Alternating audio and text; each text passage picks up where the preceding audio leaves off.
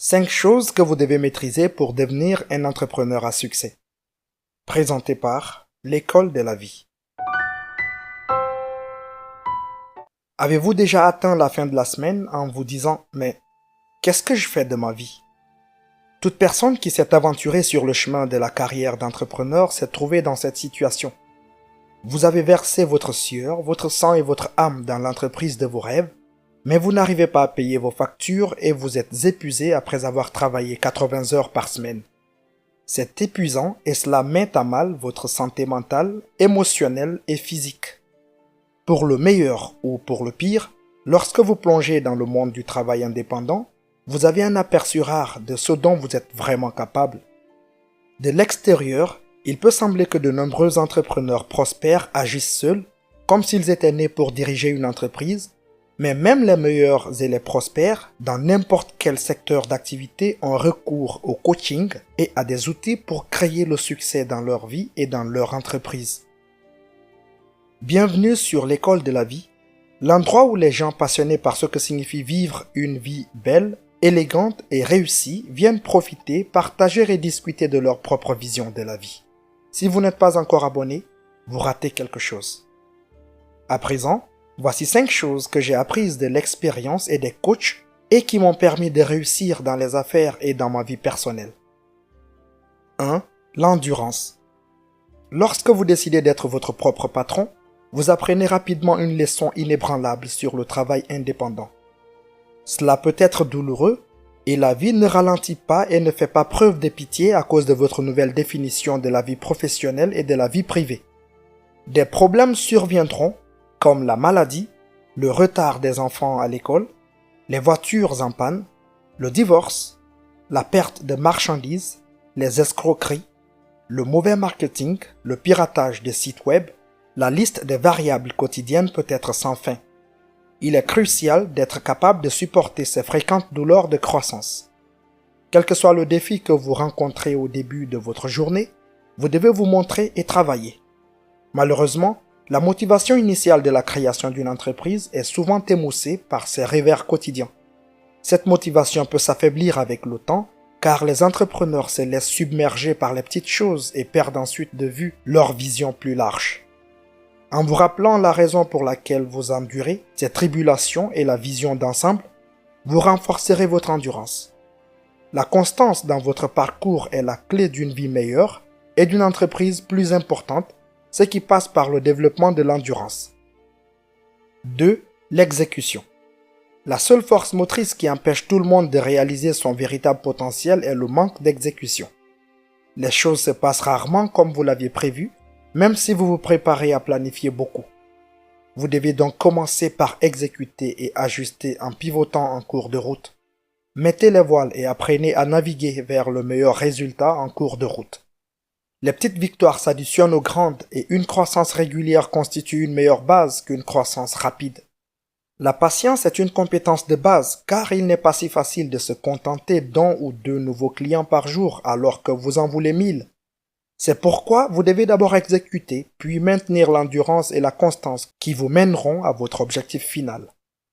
C'est simple, vous n'arrivez pas à 1000 clients sans en avoir d'abord un ou deux. Engagez-vous pleinement à construire cette base solide et n'acceptez pas les demi-mesures. Il n'y a pas de chemin facile pour gérer une entreprise solide et prospère, mais cela peut être simple. Comme une célèbre marque de chaussures aime à le dire, faites-le, just do it. 3. La résilience. Lorsque vous êtes entrepreneur, tout s'accumule sur vos épaules, ou du moins, c'est souvent l'impression que vous avez. Apprendre à faire face à ces défis avec résilience sera l'un des outils les plus importants que vous pourrez utiliser pour réussir. Faites un inventaire personnel et soyez honnête avec vous-même. Laissez-vous les sentiments de doute d'autres collègues ou de membres de votre famille vous atteindre? Les circonstances extérieures vous freinent-elles ou vous empêchent-elles de vous épanouir? Laissez-vous les petites bosses faire dérailler le train entier parce que c'est plus facile que de faire face à des problèmes plus importants? Maintenant, posez-vous cette question. Puis-je tirer parti de ces pensées négatives des autres ou de moi-même pour créer l'exécution? Puis-je créer des systèmes pour éviter de me concentrer sur l'extérieur et me concentrer sur les facteurs que je peux contrôler? Si oui, quelles sont les règles exactes qui me permettront de le faire? Est-ce que je me concentre sur le drame ou sur mon objectif final? La vie ne s'arrête pas lorsque vous devenez propriétaire d'une entreprise. Apprendre à tirer parti de vos doutes et à les transformer en motivation sera un ingrédient clé de votre réussite. Pour ce faire, vous devrez établir des règles d'engagement pour les petites choses qui prennent la majorité de votre temps. Faites l'inventaire de vos plus gros problèmes et établissez des règles pour les éviter à tout prix. Vous devrez faire face à des défis, quel que soit votre parcours d'entrepreneur, et la résilience vous aidera.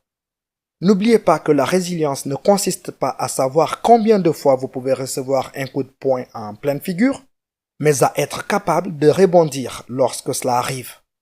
En apprenant à esquiver ces coups dès le départ, vous pourrez créer une capacité de résilience lorsque le coup dur arrivera et vous serez en mesure de retrouver votre équilibre plus rapidement. Comme le dit Dieter F. Uchtdorf, c'est votre réaction à l'adversité et non l'adversité elle-même qui détermine comment se déroulera l'histoire de votre vie. 4. Le contexte. Pourquoi s'en préoccuper en premier lieu?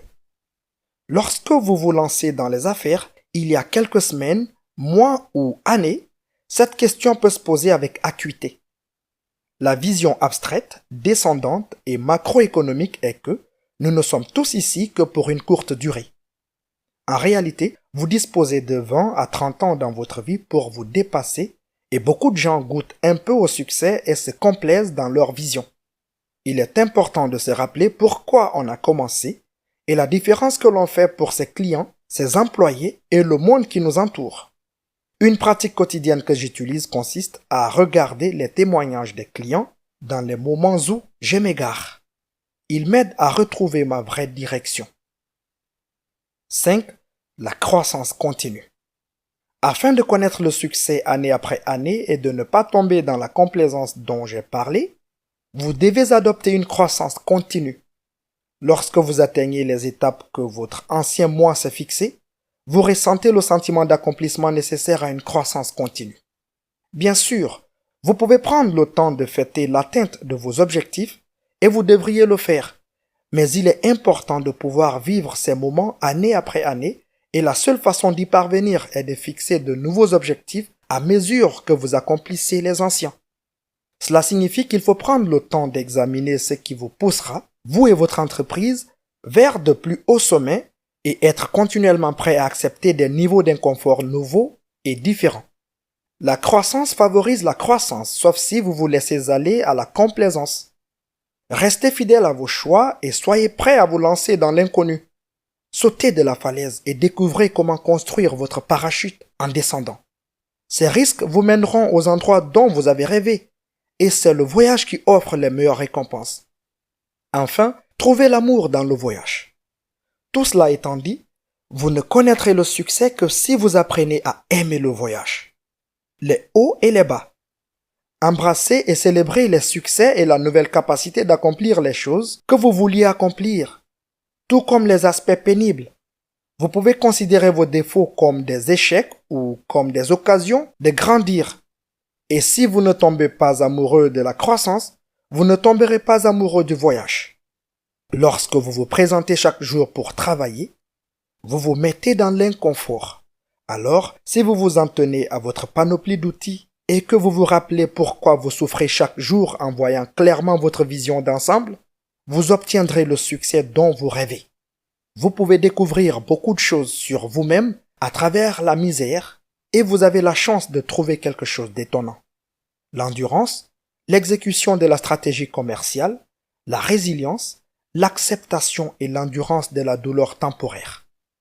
Tout cela vous mènera à vous demander « Pourquoi je fais ça ?» C'est souvent la partie la plus difficile, et si vous parvenez à trouver la réponse et à exécuter des étapes exploitables qui vous font avancer, vous passerez à des défis plus importants. Avec de plus grands défis, vient plus de succès et le cycle se répète tant que vous vous rappelez pourquoi vous avez choisi cette voie en premier lieu. N'hésitez pas de liker et partager cette vidéo avec vos proches.